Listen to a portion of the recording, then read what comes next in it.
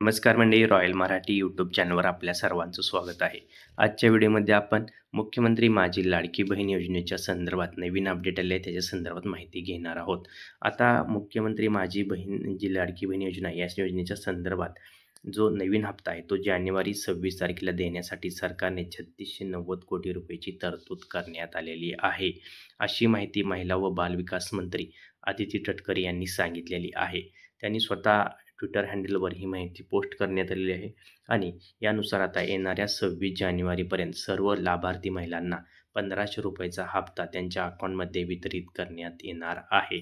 आता या संदर्भात आपण जर बघितलं सरकारने 3690 कोटी रुपयाची अतिरिक्त तरतूदसुद्धा करण्यात आलेली आहे. आता या संदर्भात स्वतः तटकरे मॅडम यांनी केलेले पोस्ट आपण पाहणार आहोत, तर तुम्ही चॅनलवर कंटिन्यू राहा.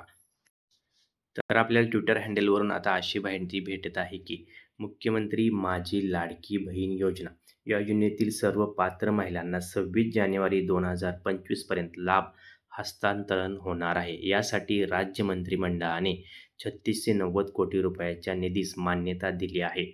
महाराष्ट्रातील सर्व माता भगिनींच्या उन्नतीसाठी सरकार कटिबद्ध आहे अशी इथं आपल्याला सविस्तर अशी माहिती स्वतः तटकरे मॅडम यांच्या ट्विटर हँडलवरून दिसत आहे.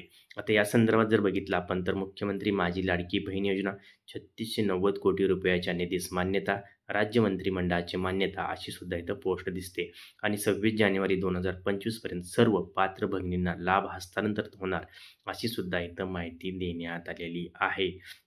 तर आता आशा करतो की ज्या महिला पात्र आहेत त्यांना येणाऱ्या 26 जानेवारीपर्यंत हा हप्ता भेटून जाईल.